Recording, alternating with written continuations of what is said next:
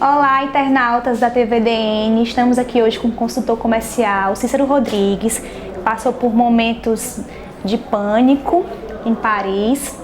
Ele estava junto com a esposa, ele vai contar aqui pra gente, de lua de mel.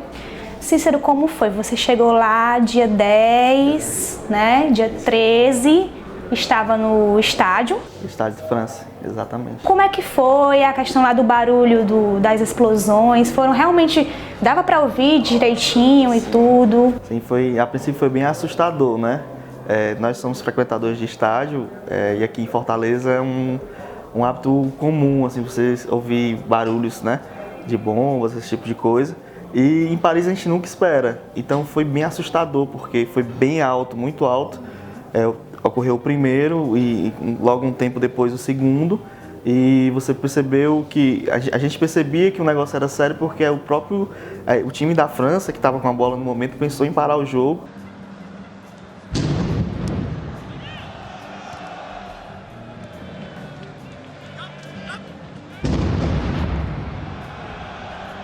E aí minha esposa olhou para mim e disse: amor, o que é isso? O nosso costume daqui de Fortaleza, eu disse: não, amor, deve ser coisa normal do estádio. E até então ninguém sabia de nada. E a gente nunca acha que esse tipo de coisa vai acontecer com a gente, né? Ninguém espera. E aí vocês saíram antes de terminar o jogo, né? Como foi o trajeto até o hotel? Vocês chegaram a ver alguma movimentação de algum atentado? Alguém ferido na rua? A questão da saída nós pensamos antes, até combinei com ela, disse: amor, vamos sair aos 30 do segundo tempo, porque a gente evita a muvuca do metrô, né? Porque em Paris se usa muito transporte público. E aí nós decidimos isso, sair com 30 do segundo tempo, com 25 a gente já estava na escada para descer e a polícia não deixava. Mas vocês não sabiam ainda o que tinha acontecido? Ninguém tinha, tanto é que o estádio estava lotado, já tinha acontecido os dois estrondos, as duas bombas, e todo mundo no estádio assistindo o jogo, a gente desceu.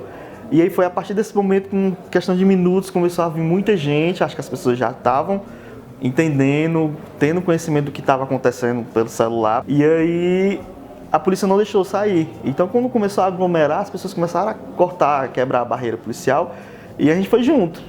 Na nossa cabeça, até aquele momento, a gente imaginava que aquela correria era para pegar o metrô, porque o estádio estava muito lotado, era muita gente. Aí eu disse: não, meu amor, então vamos acompanhar, vamos seguir o fluxo. Tinha muita polícia, exército, muita mesmo, nesse trajeto estádio, metrô. E aí a gente foi seguindo o fluxo, até que conseguimos entrar no metrô. E quando entramos no metrô, encontramos uma brasileira. E aí ela disse: gente, vocês estão sabendo do atentado? Eu disse: atentado? Eu disse: não. Estourou 2 bombas no estádio, aí contou toda a história da casa de show.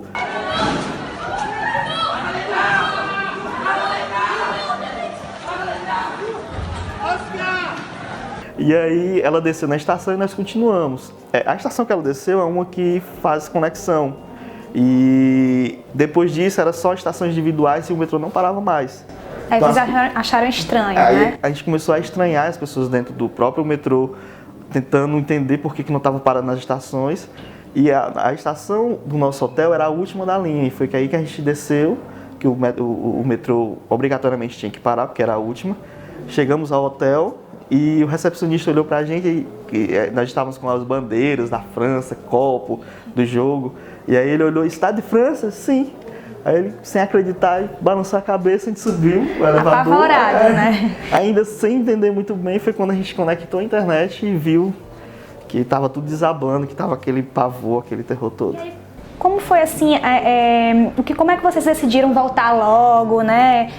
A família entrou em contato logo para saber como é que vocês estavam? Não teve mais clima mesmo para ficar lá, né? Não teve, né? Acho que a sensação de medo realmente tomou conta, é mais medo mesmo. Que não só turistas, mas principalmente os parisienses, né, os franceses, tinham naquele momento. E aí a gente passou a noite sem dormir, chegamos no hotel por volta de 11 horas e acompanhando tudo aquilo, ligamos à TV e os familiares dando notícia: 50 mortos, 100 mortos. Eu disse: meu Deus, aqui não vai ter condição de ficar. E aí foi então que o presidente deu a ordem de que as pessoas ficassem em casa e os turistas no hotel, até que as coisas se estabilizassem, e decretou o luto de 3 dias e fechou todos os monumentos e museus. Eu disse: amor, então infelizmente não faz sentido a gente continuar aqui, né? Mas não, tudo bem, vamos aguardar amanhecer o dia. porque lá já está fim do outono, início do inverno, e o dia amanhece bem tarde, por volta quase de 8 horas da manhã, né? Então até 8 horas está tudo escuro, e não tinha ninguém na rua, né? E a gente, bem seguro, a gente foi pro hotel 9 horas da manhã, pro aeroporto, né? Aeroporto Charles de Gaulle, e esperamos o voo. Vocês iam embora em que dia? Íamos só na quarta-feira agora, dia 18.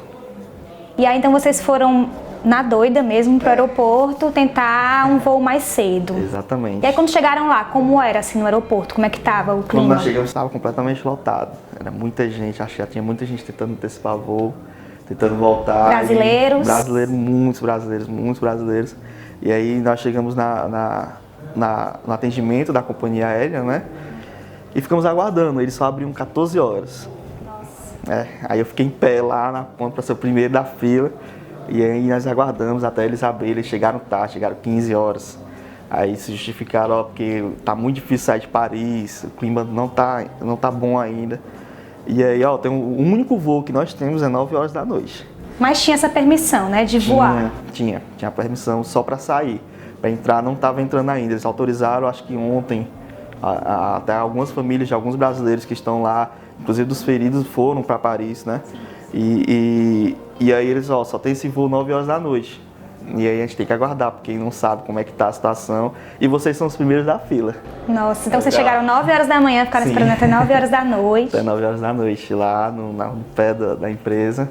E aí deu certo, tinha muito cearense, muita gente voltando, o pessoal antecipando passagem. Tinha casais em lua de mel também que... Vocês sentiram algum tipo de preconceito por serem estrangeiros após o atentado ou antes mesmo? Não, muito pelo contrário. Acho que pra gente ser estrangeiro, os parisienses e os franceses eram bem solícitos. Eles ajudavam bem, até a gente sem falar a língua, muito na mímica, né? E sim, vamos lá, vamos ajudar, fica ali. Então, eles sempre foram bem solícitos. Agora, eu percebi particularmente um certo preconceito, principalmente depois dos atentados os imigrantes, o pessoal do Oriente Médio, né, muçulmanos, porque você identifica logo pelo jeito de se vestir, né?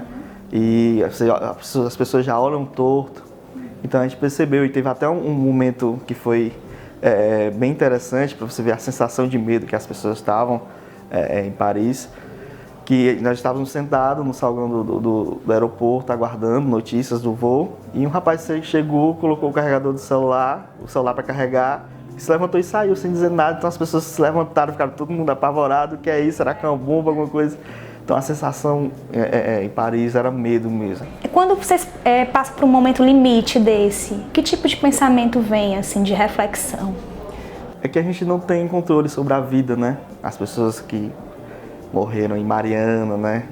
Os 12 de Messejana, os 100 de Paris. Então a gente não tem controle sobre a vida. Então é uma coisa que as pessoas precisam refletir, que são todos humanos, né? Que você vê muito nas redes sociais, briga, falam de Paris, mas não falam de Mariana, esse tipo de coisa. Então, isso é inútil, né? Porque a gente tem que prezar mesmo pela vida, tem que viver a vida com amor, com gentileza. Então, os que morreram em Paris não são diferentes dos que morreram em Messejana, em Mariana. Não é todo mundo igual e realmente a gente não tem controle sobre a vida, né? É isso, é a reflexão que fica. E que a gente tem que deixar muito de lado essa estupidez de que olha para Paris e não olha para cá. Isso não existe, é tudo igual, todo mundo é igual.